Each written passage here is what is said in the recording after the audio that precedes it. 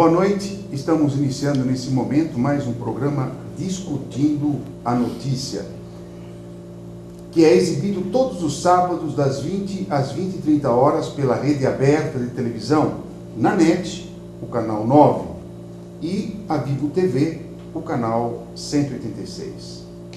Também você pode ver ao vivo o nosso programa pelo site www.tvaberta.tv.br ou também pelo YouTube. O Discutindo a Notícia tem o seu canal no YouTube. Digitou Discutindo a Notícia e você terá lá todos os programas já editados por nós. Há 17 anos no ar, o Discutindo a Notícia teve o seu início com a TV aberta em 1997, o canal comunitário da cidade de São Paulo, e hoje TV aberta. Nós fazemos desse programa uma tribuna porque acreditamos que o princípio e a democracia é o melhor regime, a liberdade de expressão, a liberdade de ir e vir. E eu conclamo e realmente eu peço a vocês que carinhosamente nos ouçam com muito cuidado, porque eu acho que todo brasileiro, de posse de informações importantes, ele deve fazer o que eu chamo de uma gestão participativa. E por que eu digo isso? Porque na história contemporânea do Brasil, nunca se houve tantas corrupções como nós estamos tendo hoje no país. E aí acontece o quê? Dinheiro grande no bolso dos políticos. E você quer saúde? Não tem. Você quer escola para os seus filhos? Também não tem. Não vai ter absolutamente nada, porque hoje, indiscutivelmente, a corrupção no Brasil está mexendo no produto interno bruto. Uma revista italiana esta semana publica que aproximadamente 6 anos era 3% de corrupção do produto interno bruto. E hoje se fala em 13% do produto interno bruto em corrupção. Bom, se eu continuar a falar o que eu penso, eu vou ser muito ofensivo. E nós não estamos aqui para isso. O que nós queremos é colocar os problemas e discuti-los de uma forma equilibrada. Hoje eu tenho 2 convidados muito especiais e que eu gosto muito de fazer os programas. O primeiro, Fernando Jorge, professor e escritor. Sempre é um prazer o ter em nosso programa e sempre seja bem-vindo. Obrigado. Eu sou um grande admirador seu, eu considero um grande comunicador, um homem que apresenta as suas opiniões de maneira firme, segura e baseado exclusivamente na verdade. Muito obrigado pelas gratas palavras, meu irmão Fernando Jorge. Aqui do meu lado esquerdo, Raul Jafé, amigo jornalista e também apresentador. Boa noite. Boa noite, querido professor Vicente Contatori, amigos telespectadores do Discutindo a Notícia. Eu, como sempre, não é de jogar os confetes, mas a verdade é que a gente se deleita com as palavras do professor Contatori, não só como comentarista extraordinário que ele é, uma visão ampla e geral de tudo, mas quando a gente aqui nos bastidores fala sobre as conquistas científicas, um pesquisador, um cientista, talvez das cabeças mais brilhantes que o Brasil já produziu. Sou seu admirador de forma dupla. Obrigado, Raul, pelas palavras. E nós vamos fazer, então, o primeiro programa deste mês e vamos discutir e abordar um assunto muito interessante. Me causou surpresa, Fernando Jorge e Raul Jafé, quando eu tive a notícia que Lula diz em Portugal que o julgamento do mensalão foi basicamente político. Aí eu pensei comigo mesmo, se o colegiado dos juízes do Supremo Tribunal foi o PT que lá colocou, como ele, PT, pode ter um julgamento político com o próprio PT? Olha, professor, o senhor, mais ou menos o que o senhor falou no começo do programa, com todos os anos de experiência jornalística, Fernando Jorge, é difícil manter a calma, né? Você não falar como um cidadão comum, como um cidadão que comenta isso com seus amigos numa mesa de bar, na frente da banca de jornais, né? Que a verdade é que só comentaria isso aqui com palavrões. Porque é inacreditável que um ex-presidente da República continue negando a existência do mensalão, apesar de todas as milhares de páginas e de provas que fizeram com que até juízes do Supremo, nomeados por ele com a sua simpatia, fossem claros ao afirmar que se tratava-se de uma grande quadrilha montada para assaltar o país. E quem diz isso não sou eu, foram ministros do Supremo Tribunal da mais alta corte brasileira. Então, um ex-presidente vai a Portugal para dizer isto. Realmente não há como a gente comentar isso sem a total indignação. E como presidente para o Brasil todo, ele veio à televisão e pediu desculpa ao povo brasileiro. Exatamente. Mas aquela tal história, não é, Fernando Jorge? Como é que é uma mentira contada tantas e tantas vezes se torna uma verdade, né? Então é muito mais fácil você negar sempre, negue sempre, e que alguém vai acreditar que você está certo, que você é inocente mesmo. Então veja, Fernando Jorge, escuta essas palavras e eu gostaria, como você é um literata fantástico, o que eu vou colocar a você. O ex-ministro Márcio Tomás Bastos entrará com um pedido de anulação do julgamento do mensalão na Corte Interamericana Internacional. Segundo o ex-ministro, os mensaleiros deveriam ser julgados 2 vezes e por instâncias diferentes. Como foi feito um só julgamento e não se cumpriu o dispositivo legal, a anulação do julgamento entra no mérito e deve ser feita. O ministro Joaquim Barbosa, presidente do Supremo Tribunal Federal, diz que nenhuma corte internacional tem jurisprudência acima do judiciário brasileiro. E finaliza o ministro: isto parece ser, abre aspas, uma brincadeira irresponsável e de mau gosto. Aí a gente só pode rir, sabe? Soltar gargalhadas. Porque é cômico esse negócio. Isso aí chama-se fioritura jurídica, filigranas jurídicas, sutilezas jurídicas que são inadmissíveis. São sutilezas que nem existem, essas sutilezas. Aparentemente existem. A posição do Lula, eu não estranho que ele tenha dito isso, porque quando ele assumiu pela primeira vez o cargo de presidente da República, ele soltou esta frase: quando Napoleão esteve na China, ele disse que a China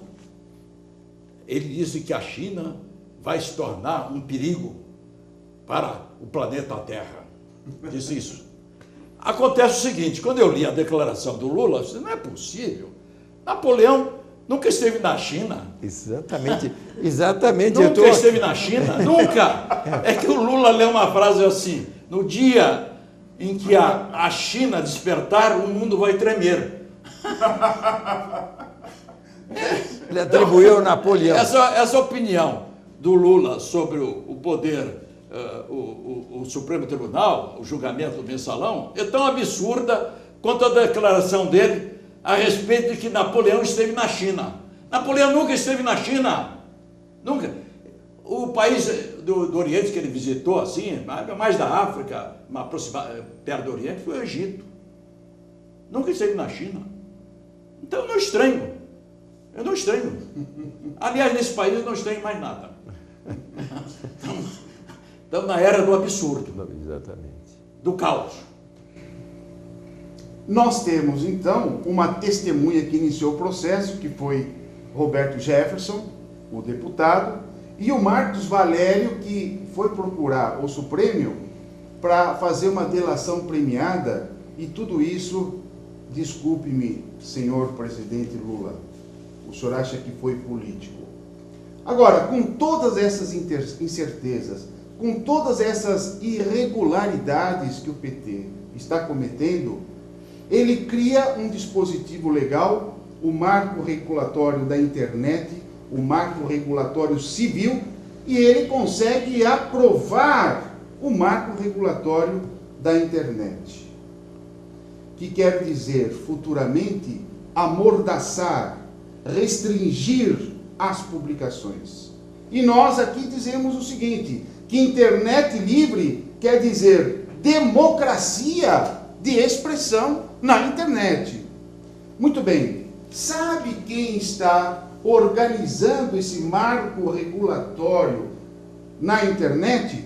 O vice-presidente do PT, o deputado José Guimarães, deputado federal do PT do Ceará. É aquele na qual o seu assessor e ele foram presos no aeroporto de Congonhas com dinheiro na cueca.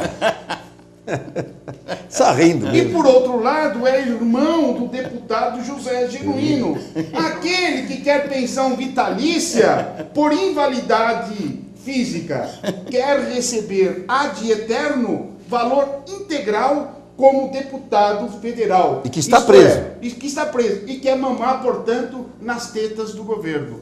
Seu comentário, Raul. Olha, é realmente o palco do teatro do absurdo, né?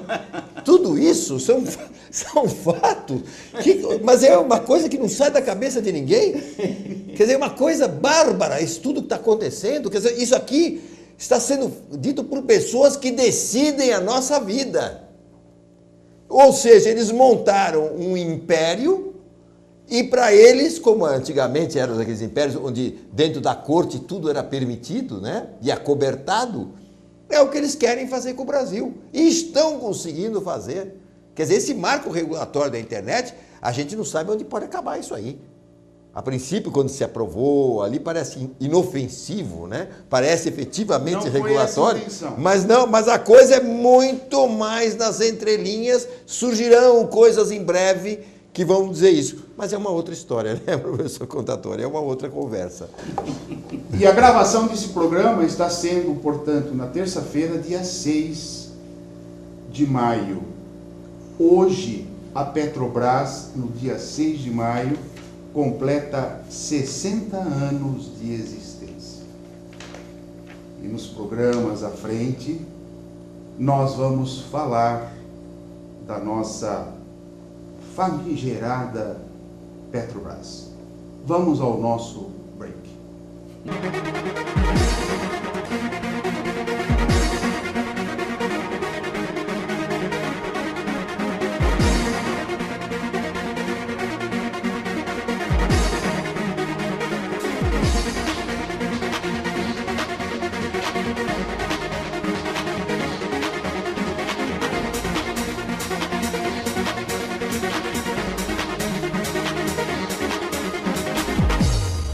Olá, eu sou a Tereza Freire e hoje trago até você informações muito importantes para que reabilite seu sorriso com a máxima qualidade.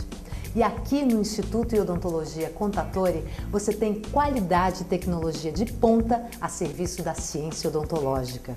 Isso porque somente uma equipe formada por mestres e doutores nas diversas áreas da odontologia, com especializações na Suíça, Alemanha, Japão, Estados Unidos, entre outros países de primeiro mundo, pode proporcionar a você, que é uma pessoa especial, um tratamento odontológico com a qualidade, tecnologia e segurança que você procura e merece. E é por essas e tantas outras razões que o Instituto de Odontologia Contatori hoje é considerado um centro de estudos e pesquisas para o desenvolvimento da odontologia na América Latina, oferecendo aos profissionais da área odontológica cursos de cirurgias simples, avançadas e complexas, aperfeiçoando técnicas de dezenas de profissionais a cada ano.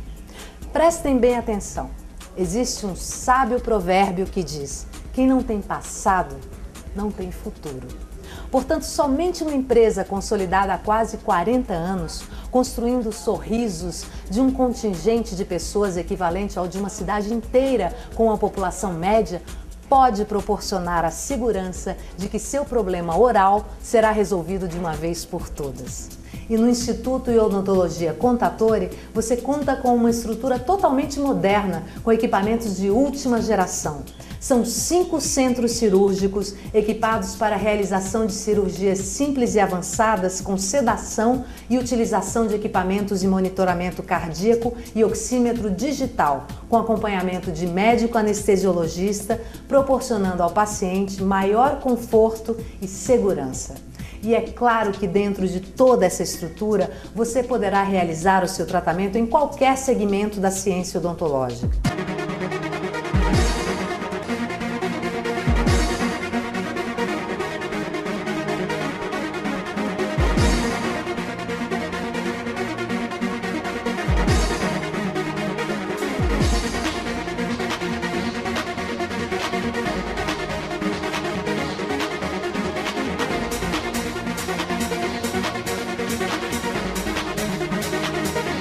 Vamos para a segunda parte do nosso programa, onde nós vamos abordar o que fazemos no dia a dia. Eu estou aqui com um dos livros do Fernando Jorge, Drummond, O Elefante Geraldão. E eu estava lendo aqui, vasculhando um pouco este livro, e eu tenho certeza que o Raul Jafé vai concordar comigo que esse tópico é um tópico interessante.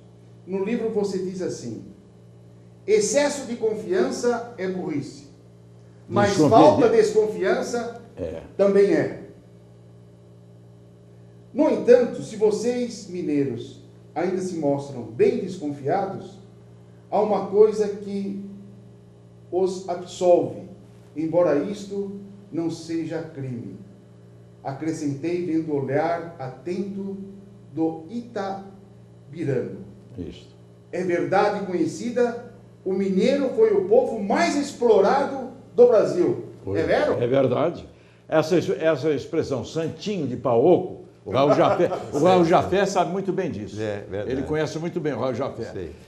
Os mineiros foram tão explorados pelos fiscais do reino, que iam lá cobrar os dízimos, as captações, as entradas, que eles escondiam o ouro e as pedras preciosas no interior das imagens sacras, das estátuas. O Raul Jafé sabe disso. Exatamente. Daí a expressão... Ele até que me lembrou isso, o Raul Jafé. Isso. Essa expressão, santinho de pau oco, foi devido à exploração que Minas Gerais sofreu no século XVIII, devido aos fiscais do reino, que iam lá para arrancar dinheiro dos mineiros.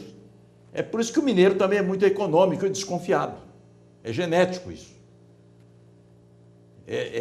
Isso se herda, entra no sangue, não é, Raul Jafé? Exatamente. Aliás, essas histórias antigas, o famoso termo lavar a égua, vem também do que eles procuravam, aquele pó do ouro das casas de fundição. Isso. Eles revestiam os cavalos, no caso a éguas, com aquele pó de ouro. É verdade. Para fugir das casas, sair. Quando chegavam nos seus estábulos, eles lavavam a égua para sair o ouro. É verdade. Daí o termo lavar a égua. Você lembrou muito bem. Também. Isso mesmo. Raul Jafé, queria fazer uma pergunta. Um amigo, há uns 6 meses atrás, ele ia comprar um apartamento.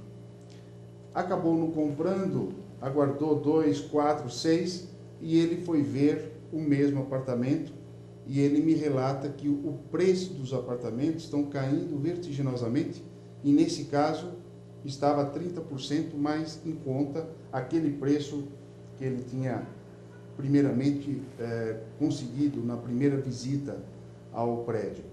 Então veja, será que a bolha financeira é uma realidade? Porque alguns dizem que quanto mais você esperar daqui para frente, lá na frente você vai comprar menor. Isso é verdade? Eu daria esse conselho. A mesma coisa se fala com os automóveis, né? Deixe para comprar um automóvel mais para frente, depois de uma Copa. Porque se prevê, se acha que o Brasil deverá sofrer problemas financeiros, né? Já existe um grau de inadimplência muito grande. Então, há também na questão dos imóveis uma supervalorização de alguns deles. Foram feitos vários lançamentos, havia um momento de muita euforia, e essa euforia levantou demais os preços. Agora está se voltando a uma realidade, está em busca da acomodação. Eu aconselharia mesmo que quem pudesse esperar um pouco mais, seria um bom negócio.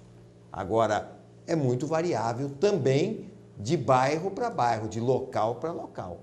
Há locais mais nobres dentro de cada bairro que dificilmente esses preços vão cair muito.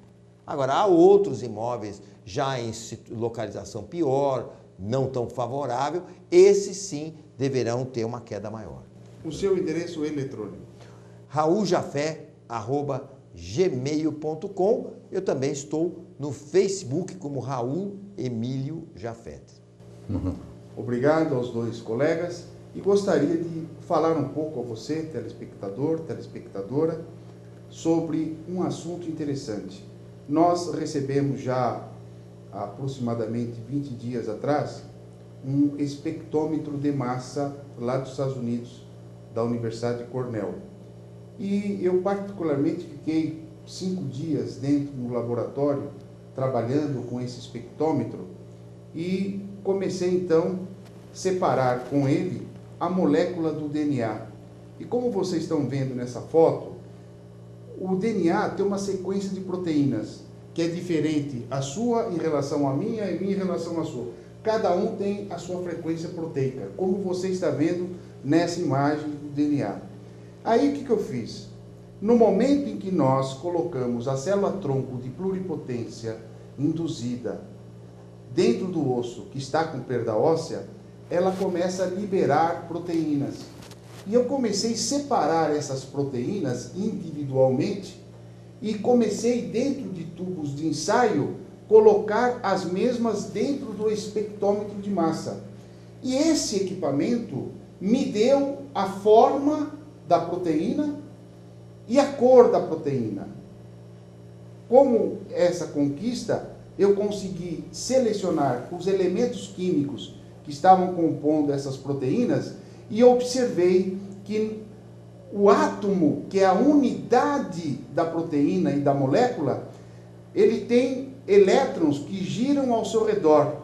E a camada desses elétrons eram 6 com 6, o que dava o chaveamento e a combinação na liberação desses fatores de crescimento. Estamos mostrando mais uma dessas moléculas. Veja, essa molécula tem cor verde, tem cor marrom. Por quê? Porque elas se unem na mesma frequência, no mesmo segmento proteico e começam a haver uma estimulação e começa a haver a liberação de fatores de crescimento. Essa descoberta foi muito importante porque isso acontece não só com enxerto na boca, mas qualquer pessoa que faça um enxerto em qualquer parte do osso, eu já consegui descobrir a microscopia óptica do macro, agora nós conseguimos realizar no micro. E agora no macro, a produção vai colocar um filme de osso-integração. Veja, estamos colocando aí um implante, colocamos as células troncos e pluripotência induzida, e o que ela vai fazer? Liberar fatores de crescimento e fazer com que essas células mesenquimais se unam. E essas células unidas vão começar a produzir essa imagem em amarelo, que é a matriz orgânica óssea. Para que este processo aconteça, é necessária nutrição. Quem vai levar a nutrição para essa área? São hemácias, que são células vermelhas que levam oxigênio, nutrindo esse processo. Havendo a nutrição, o processo de liberação de fatores de crescimento vai ser realmente conquistado. E agora, na última parte do vídeo, você observa algumas células redondas. Estas células redondinhas circunferenciais que vocês estão vendo, elas eram aquelas células tronco de pluripotência induzida que se transformaram nesta célula que é o osteoblasto. E esta célula começa o quê? Cristalizar e mineralizar o suporte ósseo. Veja o telespectador, telespectadora, como está realmente formando osso nessa área. Isto é, está havendo a liberação de proteínas. Qual é a unidade da proteína? É a molécula. E qual a unidade da molécula? É o átomo. Então, é no átomo que tudo acontece. E com esse espectrômetro de massa, nós conseguimos realmente descobrir essas chaves que até então não tinham sido descobertas. Mandei as imagens para amigos meus dos Estados Unidos e eles ficaram aturdidos com isso. Então veja, é um trabalho científico com ciência e inovação que nós estamos fazendo, que muito me enriquece nesse momento. Vou deixar a vocês o nosso site, que é o www.odontologiacontatori.com.br e o e-mail, que é o contatori@uol.com.br. Nós estamos aqui na zona sul de São Paulo, Avenida Lindo Salvador, número 77. E o meu telefone, o telefone da equipe multidisciplinar Contatori é o 50 55 10 15. Se vocês me permitirem, 50 55 10 15. Eu e meus amigos desejamos a você um final de semana maravilhoso e com Deus sempre no coração. Até o próximo sábado.